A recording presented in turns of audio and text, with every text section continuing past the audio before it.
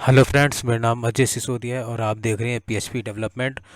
तो इस वीडियो हम देखने वाले हैं कि हम एक यूज़र क्रिएट करेंगे और कर्ल का हम यूज करने वाले हैं।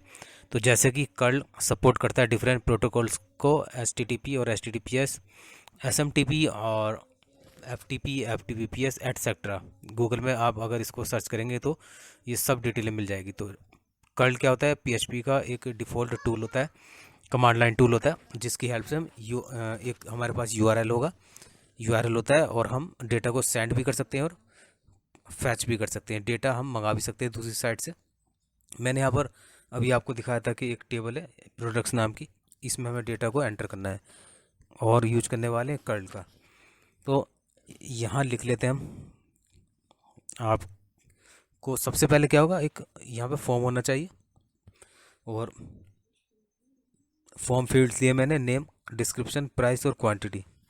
तो हम फॉर्म से एंटर करेंगे डेटा, पहले फॉर्म का डेटा कलेक्ट करेंगे और उसको हम कर्ल की हेल्प से सेंड करने वाले हैं create dot P H P file तक। जैसे आप देख पा रहे हैं यहाँ पर ये create dot P H P file. तो यहाँ पर एक कनेक्शन, जो कनेक्शन आपको बनाना आता है, ठीक है, ये कनेक्शन बनाया मैंने, connection dot P H P file है, इसको इंक्लूड कराएंगे हम, सिंपल सा। और यहाँ इंक्लूड करा लिया हमने create dot P H P में। और आप यहाँ पर देख रहे हैं नीचे हमने एक क्वेरी लिखी है इंसर्ट की।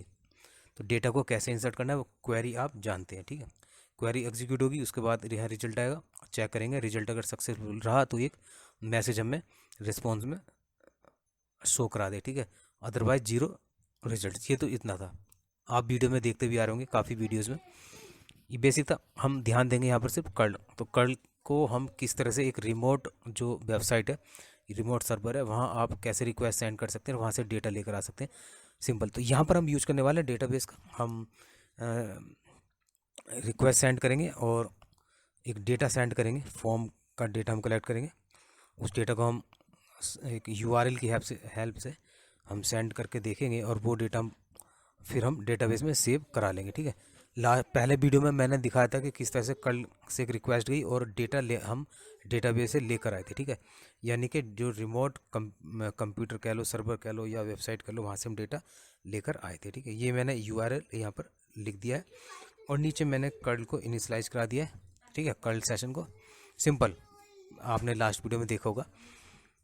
और अगर मैं हो सकता है मैं डिस्क्रिप्शन में उसका लिंक यहाँ पर दे दूँ, वरना आप यूट्यूब में जाकर देख सकते हैं। तो यहाँ मैंने अब मैं इसके ऑप्शन सेट कर लेता हूँ कि मुझे यहाँ पर जो रिस्पॉन्स है, रिटर्न में एक रिस्पॉन्स मिले, उसके लिए मैं यहाँ लिख लेता हूँ। उसके बाद में लिखूँगा कि हम जो रिक्वेस्ट सेंड करेंगे कल से वो पोस्ट टाइप की होगी, ठीक है, वो हम ट्रू करा लेंगे यहाँ से। और जो इसके फील्ड्स आएंगे, पोस्ट फील्ड्स आएंगे, वो हम कर्ल के थ्रू से सेंड करेंगे यहाँ पर create dot P H P, यानी कि रिमोट सर्वर पर, ऐसा मान सकते हैं आप। जो मैंने एक फ़ाइल बना रखी है create dot P H P file, ठीक है, वही अगर प्रोसेस आपका बाहर होगा, अगर वो वेबसाइट बाहर है तो यहाँ पे मैं एक रिस्पॉन्स पहले इसको एग्जीक्यूट करा लेता हूँ और उसको रिस्पॉन्स को मैं सेव करा लेता हूँ, ठीक है। कर्ल अंडरस्कोर एग्जीक्यूट कराएंगे, उसके बाद मैं क्लोज करा लेता हूँ और यहाँ पर मैं इको करा कर देख लेता हूँ। तो और यहाँ एग्जिट कराकर और यहाँ इको करा लेता हूँ रिक्वेस्ट। यहाँ तक रिक्वेस्ट अगर पहुँचेगी तो कर्ल रिक्वेस्ट वो पोस्ट मतलब प्रिंट हो जाए। तो यहाँ मैंने रिफ़्रेश किया और यहाँ पर देखते हैं अभी। ओके, यहाँ तो मैंने अभी कंप्लीट किया नहीं है पोस्ट, तो अभी मैंने यहाँ से किया नहीं है, मेथड का यूज नहीं किया मैंने पोस्ट का। तो यहाँ पर मुझे सबसे पहले यूआरएल सेट करना होगा। देखिए यहाँ तो ओके इनिशियलाइज और ये ठीक है, वहाँ हो गया, ठीक है, वहाँ पर हमारा प्रिंट उसने कर दिया। तो मैं यहाँ पर सेट कर लेता हूँ जो हमारा मेथड कैसे यहाँ पर सेट करेंगे पोस्ट टाइप ट्रू करेंगे। और यहाँ पर जो फील्ड्स होंगे वो हम कैसे सेंड करने वाले हैं, यहाँ पर मैं कॉपी पेस्ट कर लेता हूँ इस लाइन को और यहाँ ऐड कर लेता हूँ पोस्ट फील्ड्स। और यहाँ पर एक मैं डॉलर फॉर्म डेटा टाइप की एक एरे बना लेता हूँ, उसमें जो फॉर्म से मैं डेटा सबमिट करूँगा वो यहाँ पर कलेक्ट कर लेता हूँ। डॉलर फॉर्म डेटा एक एरे बनाकर यहाँ पर नेम, डिस्क्रिप्शन, प्राइस और क्वांटिटी में यहाँ पर ले लेता हूँ। तो इस डेटा को मैं यहाँ पर कर्ल की हेल्प से भेजने वाला हूँ क्रिएट एपीआई फोल्डर के अंदर, create dot P H P file है वहाँ पर, ठीक है। और वहाँ मैंने सिंपल क्वेरी लिखी है डेटा को सेव कराने के लिए। यहाँ पर मकसद ये कि आपको जो कर्ल रिक्वेस्ट है वहाँ समझ में आ जाएगी आपको। पहले वाला वीडियो देखेंगे तो वहाँ भी आपको समझ में आ जाएगा किस तरह मैंने दूसरे सर्वर से डेटा लेकर आए थे हम, ठीक है। यहाँ पर हम सेंड कर रहे हैं उसको, सेंड करके हम उसको सेव करा रहे हैं। तो इससे थोड़ा प्रैक्टिस हो जाएगी, 2-3 बार प्रैक्टिस करेंगे तो आपको समझ में आ जाएगा। तो यहाँ देखिए, यहाँ तक डेटा बिल्कुल ठीक दिखा रहा है। फॉर्म का जो डेटा मैंने प्रिंट करा के देख लिया अभी कर्ल PHP में ही, कर्ल डॉट PHP फाइल में, तो वो यहाँ पर ठीक चला। अब यहाँ देख लेते हैं, ठीक है, क्रिएट डॉट PHP में, तो वहाँ भी मेरे पास डेटा यहाँ तक पहुँच रहा है, ठीक है बिल्कुल। यहाँ पर मैं एंटर कर लेता हूँ, दूसरा डेटा एंटर किया, वो भी ठीक पहुँच रहा है। तो यहाँ से मैं अब ये ठीक है, तो एक्सिट हटा लेता हूँ मैं। अब वो डेटा हम सेव कराएंगे।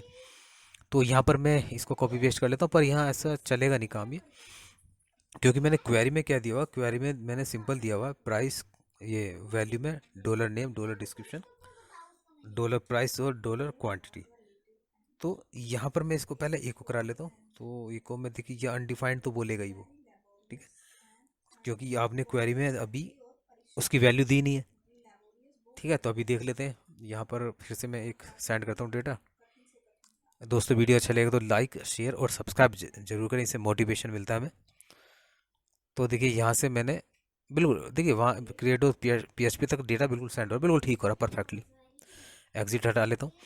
अब मैं बताता हूँ आपको यहाँ पर जो डेटा है वो ठीक से सेंड क्यों नहीं हो रहा है, उसका क्या रीज़न है वो मैं आपको बता देता हूँ, ठीक है। और ये प्रॉब्लम भी हट जाएगी। तो देखिए यहाँ हो रहा है लेकिन ब्लैंक आ रहा है, डेटा वहाँ तक पहुँच रहा है लेकिन हमने जो क्वेरी लिखी है वहाँ पर, ठीक है, यहाँ जो क्वेरी लिखी है वो उस एरे का हम यूज़ नहीं कर रहे हैं क्रिएट डॉट PHP में, ठीक है।